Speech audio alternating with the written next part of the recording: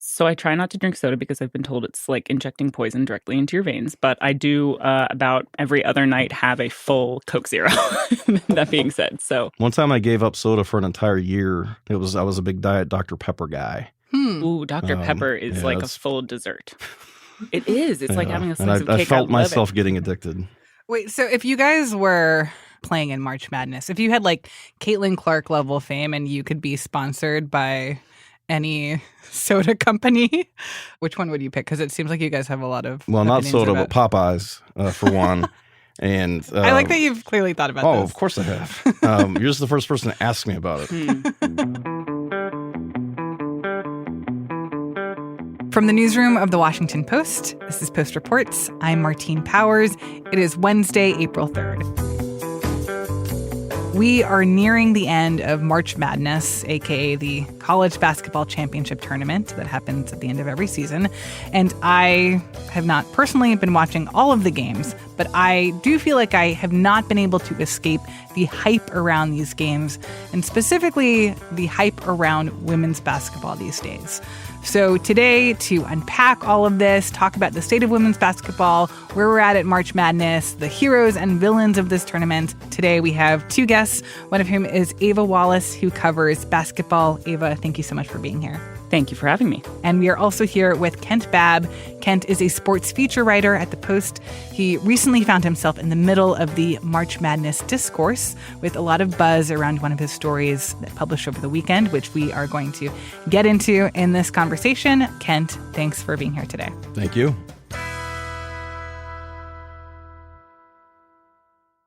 So I want to start by talking about the hype around women's March Madness this year. And I will say, as like a casual watcher, I haven't been watching every game from beginning to end, but what I do is I go on YouTube or whatever after a particularly big game and I watch the highlights and see Caitlin Clark, with these 3-pointers from the center of the court. But then I also have been noticing down in the comments, just the number of people who were watching these videos oh my God, look at Caitlin, look at Angel, this is incredible. And the number of people who were saying I don't even know a men's college basketball player right now, and yet I'm so invested in the women. And I think maybe that's a reductive place to start things, that wow, the women are suddenly being paid attention to even more than men. Incredible. But I do think it's an important moment, and I'm curious how you guys think that we got here. Why has this been such a big year for women's college basketball? I think it's kind of the culmination of a bunch of different things that actually starts, and you've kind of seen growth in the WNBA as well. And I think it goes back to, for the WNBA, really around 2020, when we were kind of having this big racial reckoning nationwide, and the WNBA was in a really, really good position to take advantage of that. They played in a bubble that summer. They were out there, they were protesting with NBA. I think they got a lot of eyes and a lot of interest that way, and kind of it's been the charge of the WNBA really since it existed. Are you a cause or are you a sports league? And it was just the perfect moment for them to say we're both, and actually people are finally ready to kind of acknowledge us that we're both. So I think you had a lot of people paying more attention to women's basketball in general. And then in college, we're kind of right in the thick of the NIL season. That's name, image, and likeness. So obviously you've got a lot of personalities in college basketball, specifically women's college basketball, who have profited off of that hugely. But what you're seeing is it's someone like Cameron Brink, who's a forward for Stanford, who has a huge NIL presence. She had also millions of followers in high school. So you're seeing a bunch of personalities who are in college. We've still got seniors who are playing in their COVID year. So they've been around for a long time and had a chance to kind of grow with an audience and build their audience, who are now all over Instagram. So you're seeing, young people get involved. They're in every other commercial. If you're watching a night of March Madness, you see Caitlin Clark 30 times a night probably. So I think it's just a really good confluence of events culturally and advertising-wise that are just kind of bringing women's basketball players at a bunch of different levels to the fore. That's an interesting argument, the name, image, and likeness, because, I feel like that conversation was all about money and whether these players should be able to, make some money off of their appearances, but that it's actually, making the case that it's been very good for the sport, that you have these kind of very public appearances and Caitlin Clark in the Gatorade commercials, and that's actually, helping everyone in women's basketball. And I think these things are happening all at the right time. Like Caitlin Clark, who is this super dynamic, dominant player who is so silky smooth that you can't not watch, right at the time when players, women and men, are being paid not just for their play, but for their personality and being a character and their marketability. And Caitlin came along and just captivated the entire nation because she is Steph Curry and she can hit shots from anywhere on the court and she can create shots. And it's just if you blink, you've missed something that might be really special. And you've also got teams like LSU and South Carolina and Stanford and UConn, and everyone sort of has their own identity. Everyone has sort of this collection of characters. And what happens is this become like an ongoing story that you have your team and some players that you care for and people and characters that you really don't care for. And I think it's really interesting that people are talking trash. And like you mentioned the comments, like I really get a big kick out of a lot of my guy friends who were just like, I don't care about Caitlin Clark. It's still women's basketball. Nobody cares.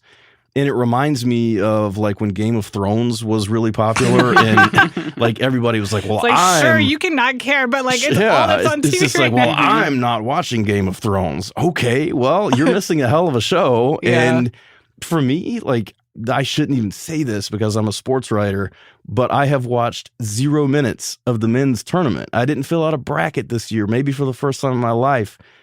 And I've watched a ton of the women's game. Just the women's tournament is where the action is. And when there's a game like LSU Iowa, you can't not watch. It's so entertaining.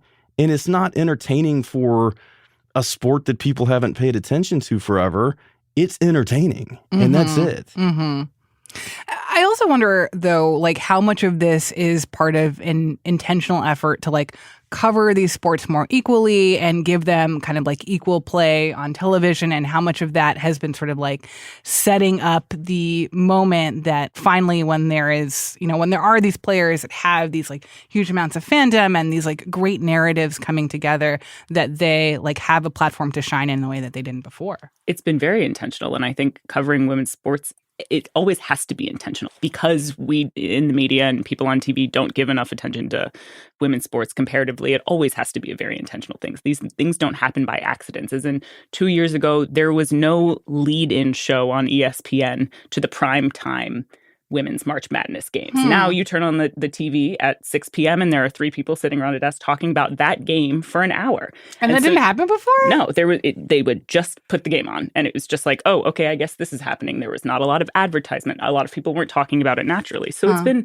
definitely very intentional, at least from the TV and broadcast side, which is, I think, how most people are taking in these games in terms of we have to have people who know what they're talking about talk about these games. We have to have the right proper production around it. So yeah, that's been a huge part of it, I think. In the old days, not only was this not on TV and covered in the same way, but the women's teams in the tournament didn't have access to the same kind of weight rooms and conditioning and resources. And oh, by the way, that was in 2021. That like behind the scenes that they were just like clearly being treated completely unequally. There was the men's tournament, which is this like billions upon billions of dollar product that TNT and CBS pay a ton of money for, and this other thing. And suddenly the primary product, at least financially, is not the most entertaining and appealing one. Yeah. I mean, like are men's basketball players in college like feeling left out? Or man, I feel terrible for them. Do you? I do not. It's okay. I don't think they're feeling left out. I think it's not like the level has dropped because the level around the women's game has improved. Maybe the men should just get a little bit better and more entertaining. That's kind of what I would say. If they just played a little hard, right? Can they dunk? That was a joke. No one come for me. And how much do you think that this is going to carry through both into the future? I mean, this is Caitlin Clark's last year in college basketball. She's going to be going to the WNBA, she said. So how much is that excitement going to be there next year? And also, how much is this going to translate to the WNBA? Because I think a lot of the conversation around Caitlin Clark's decision in particular is the fact that when she starts playing professional basketball, though she has a ton of, outside endorsements and is going to be making money that way, her salary in women's pro hoops is going to be the tiniest fraction of the men's, and that parity like really isn't there on a professional level. So like, is this going to change the game going forward? Change the game in terms of salary. I think the only thing that's going to change the game in terms of salary in the WNBA is the league's going to have to start making a lot more money. And that comes with things like attendance and viewerships, but it's got to be a lot more robust than that. I think it's certainly going to change the conversation going forward, though.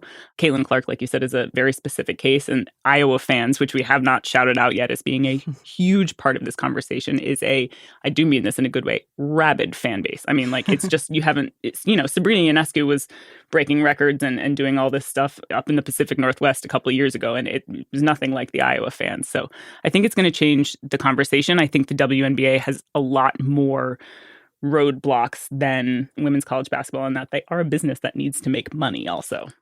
Yeah, and that a lot of that does come from TV. And I think there's a chance that it translates to the WNBA. I'm also curious to see whether the college game can take advantage of this momentum, because once Clark is gone, the number one draw is gone. And if Angel Reese goes to the WNBA, the second biggest draw is gone. And like it or not, sports depends on its superstars. We don't collectively tune in for teams so much anymore as we do to see these individuals that excite us and captivate us and want to be like them. And once they're gone, they're gone. And like, that's been the case in college sports forever in the men's game. But I don't know that the women's game has ever faced this before, because this confluence has never occurred before. They've had superstars, Candace Parker. I mean, there's a huge list of them, but it's never been able to take advantage of that momentum. I think this is the best opportunity ever for the women's basketball sport, but I don't know yet how it's going to capitalize. I think it will, but they need somebody to step back up. Mm-hmm. Part of that is because the WNBA is small. I mean, there's a lot of room across the national landscape for college basketball. There are 12 WNBA teams. There is way, way, way more talent than there is spots for these people on rosters. And that's part of why people have been calling for the WNBA to expand. They're coming to the Bay Area 2025. They can get that rolling. But again, it comes back to money. They need money to have more teams. Yeah. Okay, so we're going to take a pause there, and then after the break, we're going to talk about a team that is no longer in the running for the national championship, but I think still very much on our minds, and that is Louisiana State University. And we're going to hear from Kent about his big story from over the weekend about LSU's coach, Kim Mulkey. We'll be right back.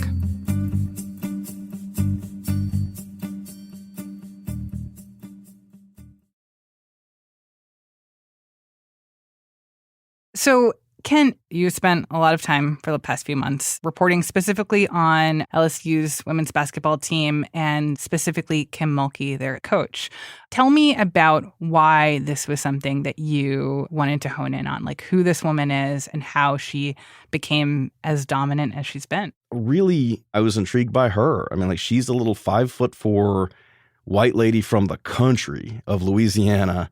And somehow she can draw the absolute best and turn the emotional screws on these women that are 40 years younger than her and look nothing like her and think nothing like her and really only have one thing in common with her, and that's that they're all incredible and passionate about basketball. Which is a fascinating place to start, and obviously like the makings of a compelling profile. But I'm going to be honest and say that when I first learned that you were doing this story, it wasn't because I'd heard it here at the Post, or it wasn't because I saw it published, but because I saw the news that this coach had threatened to sue the Post. Heard about that. And her concern about this story. I'm not going to let the Washington Post attack this university, this awesome team of young women I have, or me without a fight. I've hired the best defamation law firm in the country, and I will sue the Washington Post if they publish a false story about me. Not many people are in a position to hold these kind of journalists accountable, but I am. And I'll do it. Can you kind of talk through that moment? And despite that threat of a lawsuit, like the story has come out, it's published. And what are the kind of pieces of your reporting that you feel are most important to highlight? Well, Kim is a really controversial figure. And, when I was talking about characters before, she may be the most interesting and colorful character in the whole game. And colorful, like, yeah, literally in terms colorful. of her outfits and like the feathers and the sequins and just like not, I think, the like normal power suit that you see a lot of women's coaches yeah, wear. like she doesn't wear kind of the pantsuit that's sort of the traditional coach's outfit. I mean, like last year, she literally wore feathers, like pink feathers, to a game. And like when I went to an LSU game this year, people are dressing in sequins like Kim. They dye their hair blonde like Kim. And they want to look and be like Kim. And it's just one of those things where like you either love her or you can't stand her if you're a fan of basketball. And, starting in, I would say 2016, she started having some pretty controversial opinions. When the pandemic happened, Mulkey, she said some pretty controversial things, including that the NCAA should, quote, dump COVID testing during the tournament. When she was introduced at LSU, she very dramatically threw her mask and said, I'm going to get rid of this damn mask. So she just says things that traditionally aren't said. And like in the kind of hyper corporate world of college sports, she says things that kind of nobody else does. And you either like that or you don't. Mm-hmm. And she's really, really polarizing. But from my point of view as a writer, I just think she's so fascinating because she cuts against the grain. She spans 4 decades and 2, maybe 3 generations of basketball. And somehow she just keeps winning. I mean, she's won more national championships than any coach ever in women's basketball, except for Pat Summitt and Geno Auriemma. Pat Summitt, the legendary late coach of Tennessee, and Geno Auriemma, who's been at UConn forever. And Mulkey has just done it in a very different way, and she just does not apologize for being herself. So in a weird way, like she's super emblematic of this moment. And she also is a complete conflict of this moment because like she's this old school, hard nosed, do it like I say to do it by God coach that if you don't, you're off my team. And I don't care if you got paid. I don't care if you're a superstar. It's my team. And the coach being the one who can say it's my team is sort of going away. So she's sort of a last of her kind, even in this moment of change. And you talked to so many people who played for her in the past. You talked to her family members, some of whom don't speak with her anymore. Talk a little bit about what that told you about like who she is and what drives her. I'm always interested in the cost of greatness. And, like this is maybe silly, but like everybody thinks they want greatness. But like the people who actually achieve greatness, they have this like isolation about them. They're very lonely. And I just wondered what was the cost of her greatness. And in her case, she's dedicated and so passionate and so good at what she does on the court that it's her way. And the cliche is her way or the highway. But like in her case, if you don't do it just like she asks and demands, and that can be from family members to the person who didn't hire her at her alma mater, Louisiana Tech, to Baylor when she left from there in 2021, to players who don't dress or look like she thinks they should to be, quote, ladylike.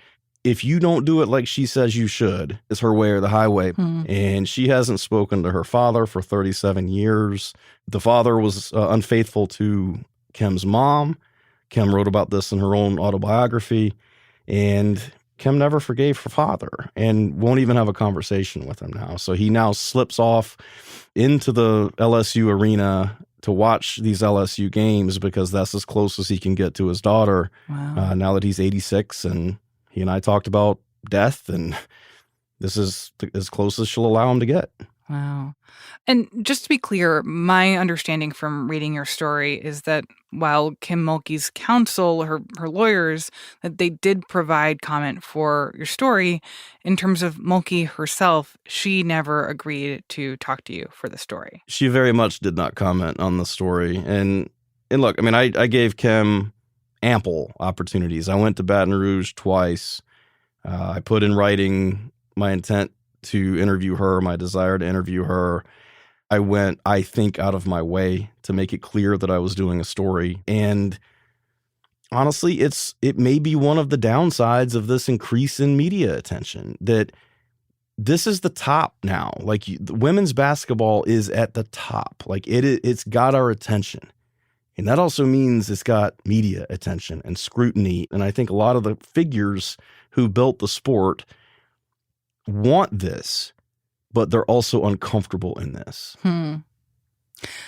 I feel like I have seen some pushback against some of the criticisms of Mulkey. And Ava, I'm curious to hear your thoughts on this, of like, well, okay, so she is tough on her players. She is highly controversial, like says things that people, I think, rightfully don't like.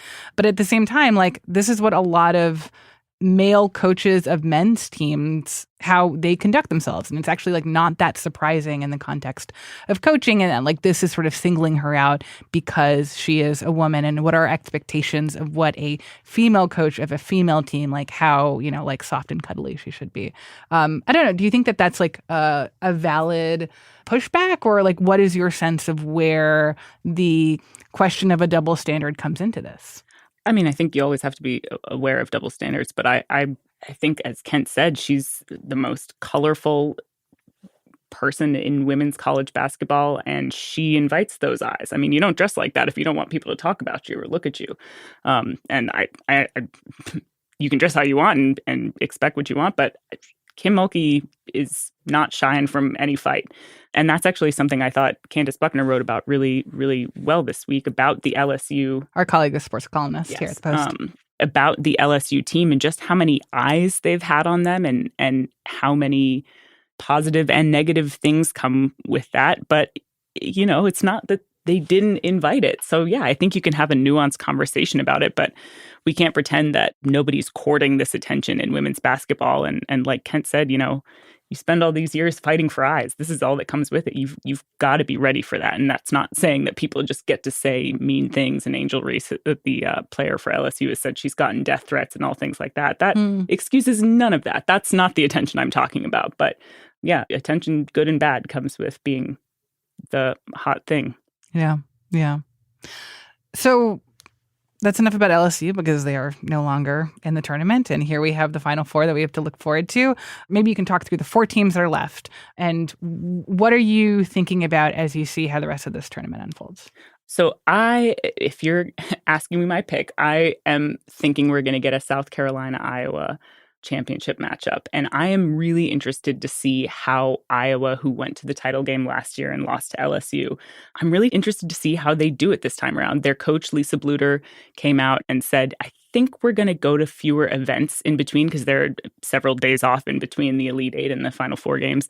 And Caitlin Clark will be collecting all of these awards and doing all these interviews. And their coach said, I think we're going to do less of that and like rest a little bit more and prepare ourselves a little bit more for the game. So I'm kind of interested to see Caitlin Clark go up against South Carolina's defense, which has been the best team in the nation since the beginning of the season. Their defense is, they will just suffocate you. Caitlin Clark has kind of dealt with good defenses pretty handily all season, but I think the South Carolina team has a little bit of growing up to do. They have some maturing to do. Dawn Staley, their coach, has said it herself. So I'm fascinated to see that matchup and just see how that defense handles Caitlin Clark, see how Clark handles herself differently this time around. And if I were a betting woman, I would be betting on Iowa. Kent, what about you? That's the heavyweight championship match that I think everybody wants to see. The other 2 teams are NC State, which is a little bit of an underdog, and UConn, which despite used to be synonymous with winning this tournament and like a level of excellence that was unchallengeable. Totally. I think they've won something like 12 national championships. It's an absurd number, and that may be undercutting them, because I just don't know. And it's so absurdly high that it's just a ridiculous number. And they used to just punish teams, and they went 2 full years in the early aughts without losing a game. And they have set the standard, and now they've been caught up with. And I think it'll be very interesting to see if Iowa or South Carolina can sort of officially take the crown. Because even though I think Connecticut has been passed, nobody's taken the crown just from them, and certainly not in a championship game. So like part of me wants to see UConn get to the final, but I really want to see that South Carolina-Iowa matchup. I mean, it really is the best defense versus the best player. And last year, Caitlin Clark just carved up South Carolina. And same thing. I mean, South Carolina had the best defense in the nation with an All-American, Aaliyah Boston, and they couldn't do anything with Caitlin Clark. I mean, she just carved them up. And just watching that was just amazing. And it was just like this magical thing that I woke my daughter up and got her out of bed to come watch. Oh, no way. And I was just That's like, actually incredibly adorable. And I was just like, you got to see this. And, you know, it's just one of those things where like, it's a moment, and I wanted her to be part of it. And I have a feeling there's going to be another moment like that. I hope it's when the sun's out. So it sounds like you guys are rooting for the players and the teams and the narratives that you're excited for, but like, who is the villain in all of this? Like, who do you want to lose? Who do you want to see like suffer? I think nationally, I mean, for as many people, I think LSU was kind of the villain a little bit, and they're the ones who puff out their chests and everything like that. I think there obviously a lot of people love them and love to watch them play, but yeah, you're right. Kind of the villain is gone. I love how Kent put it, who's going to take the crown from UConn, because we're not just watching these programs, but these are some of the best, most interesting coaches too. Like Dawn Staley in women's basketball is so important, and she led the USA women to a gold medal in Tokyo. She's one of those people like Kim Mulkey who've won at every level as a player, as an assistant, as a coach internationally with the WNBA. Going up against Gino Auriemma, going up against Caitlin, I understand that's not the coach of Iowa, but you've got these like titans of the game competing too. Man, I'm really excited. Yeah, this is WrestleMania. I mean, yes. This is what a bar! Yeah, Roadhouse. It's just like this is what it's been going toward, and like I do wish, as much as like I think it's awesome that NC State is in the Final Four. I wish that the committee had put LSU in its own regional where they could the dream Final Four would have been LSU, South Carolina, Iowa, and Connecticut. Because at some point this collision course in this moment in time has to declare a champion. And last year it didn't quite work out where everybody was involved at that moment where 8 million people are going to be watching like they will be during the Final Four. That's my only gripe. My villain is the committee because they didn't put LSU in the right regional so they could make it to the Final Four. Even though this wasn't the best LSU team, man, it would have been just like a perfect story to have these four programs, these four titans, old school versus new school, history versus progress. Let's just see what happens and see who takes the belt. Can't you undercut the viewership a little bit there? 9.9 million watched last year's title game. That's great. 9.9 million. It's incredible. Whoa. You guys have me so hyped to watch the final. I'm just, this was great. Before we wrap up, I actually have one more question that seems of pretty vital importance. So apparently the 3-point line was wrong at some point. Like, what was the deal with that? There was like someone drew the line wrong? I believe it was at the regional site in Portland at Moda Center where someone made the coaches aware. I don't know if it was the NCAA said, hey, this is wrong, or someone said that looks off. But I think the distance between the 3-point line and the baseline were different on either side of the court by like 9 inches, and nobody noticed it. And then that's a lot. 9 inches is a lot. Like, and I watched the games. I also didn't notice it until those pictures were published, and I was like, "Oh my god, that's so obvious. That's like very obvious to the naked eye." And I mean, man, the conspiracy theorists are going to have a ball with that. I was like, if we that can't game even trust the tape measure had been decided by a 3-pointer, like at the buzzer, no. But both schools agreed to play the game, and apparently games had been going on like that the whole time. So I don't know if you in fairness, you do switch sides at half. So, oh my gosh, we have standards, Kent. That's you true. live in a society. Come on, NCAA. Kent's right. They're always the villain. I think they welcome that. That crown has already been took. Yes, very true. Well, Ava and Kent, thank you both so much for being here. This was lovely to chat with you. You have me so excited for the rest of this tournament. And thanks for bringing all your insights to our listeners. Thank you, Martine. This was great. Martine. Ava Wallace is a reporter here at The Post who covers basketball, and Kent Babb is a sports features writer. That's it for Post Reports. Thank you so much for listening. Today's show was produced by Sabby Robinson. It was edited by Ted Muldoon. I'm Martine Powers. We'll be back tomorrow with more stories from The Washington Post.